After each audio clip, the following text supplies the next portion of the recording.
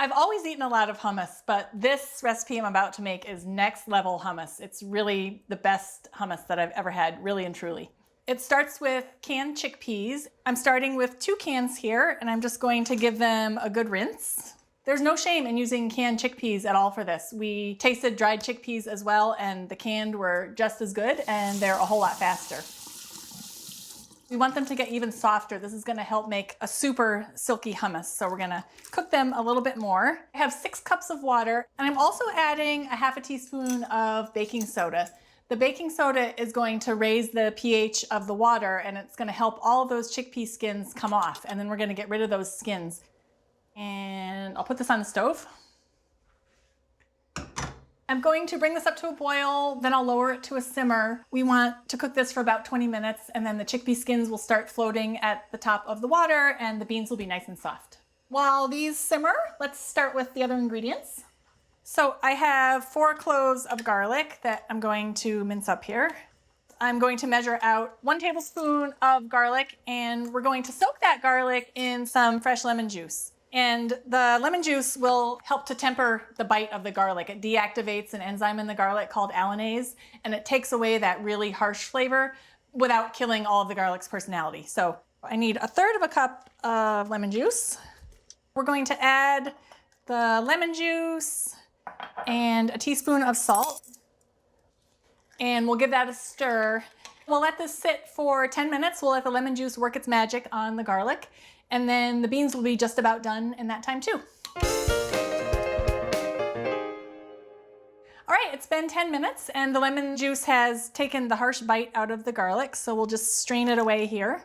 And this is nice too because we're not gonna have any little bits of garlic in our hummus. It's gonna be silky, luxuriously smooth with nothing in there to take away from that. Okay, I think my chickpeas are ready now, and let's see how they look.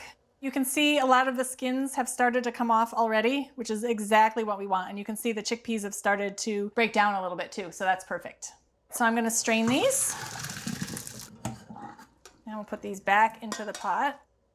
Now I'm just gonna run some cold water on the chickpeas. This is going to cool them down and the skins are gonna start to float to the top. And I'm just gonna put my hand in, it's cool enough. I'm just gonna give them a little swish. All the skins start floating up to the top. So I'm just gonna pour those skins off, leave the chickpeas themselves behind, but try and get the skins off. See how many came off already? Okay, and then I'll do another swish. So we're gonna do this 3 or 4 times. You don't need to get every last chickpea skin. You wanna get about 3/4 cup of them, and that'll go a long way toward giving you a nice silky hummus. Okay, perfect. So all those skins, I'm just gonna dump in the sink for now. We don't need them. Say goodbye to those.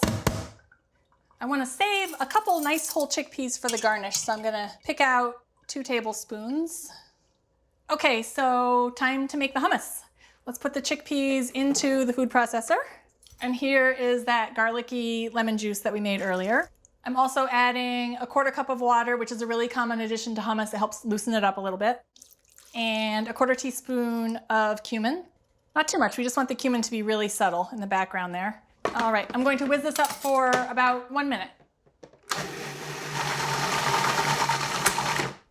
All right, that's been about a minute. Let's take a look. It's getting there. Ooh, smells good already. Okay, so now I'm going to add 1/2 cup of tahini. And tahini is a really important flavoring in hummus. So you want to make sure to look for one with a light color. That means that the sesame seeds have been lightly roasted. If you see a tahini that's dark in color, that means that it's been heavily roasted, and those tahinis tend to have a bitterness to them, so we definitely prefer a lighter color. And then I'm also adding 2 tablespoons of olive oil. Now, not all recipes call for olive oil in the hummus, but we found that it really helped give us that really super silky, luxurious texture that we wanted. Now, I'm adding the tahini after all of the other ingredients. And the reason I'm doing that is because the proteins in the tahini tend to absorb a lot of water. So by mixing the water with the other ingredients, it makes it harder for those proteins to attach to water. So the hummus won't thicken up and get too sticky and clumpy. Okay, so I'm going to let this go for another minute. All right, I think it's done. So you can see that's pretty loose. That might be different than the stuff you're used to buying in a tub at the supermarket, but that's what we want. If your hummus is too thick at this point, you can add 1 tablespoon of water at a time to thin it out a little bit.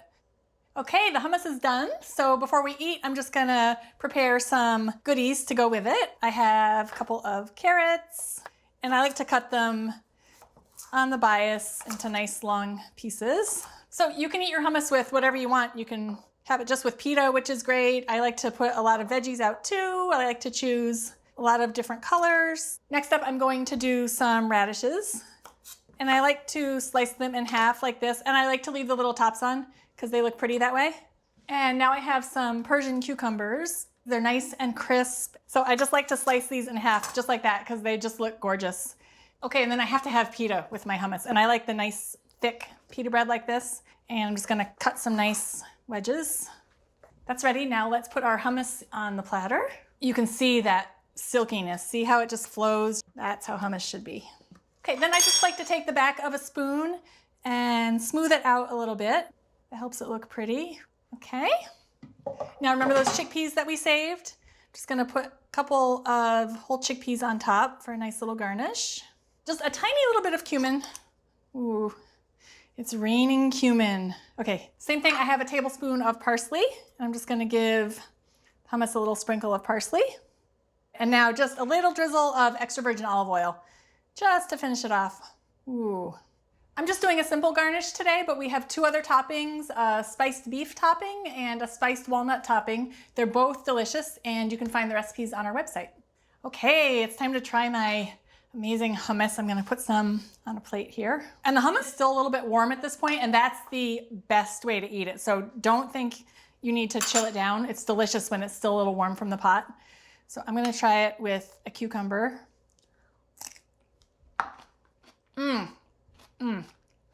That is amazing. It's perfect. The garlic is very subtle, but it's there. Tiny bit of cumin and that texture.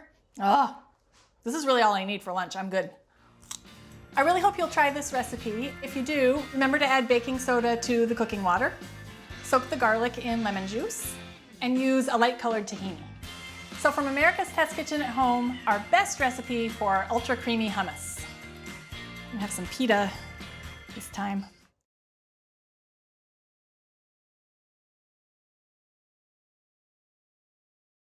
Thanks for watching America's Test Kitchen. What'd you think? Well, leave a comment and let us know which recipes you're excited to make, or you can just say hello. You can find links to today's recipes and reviews in the video description. And don't forget to subscribe to our channel. See you later. I'll see you later.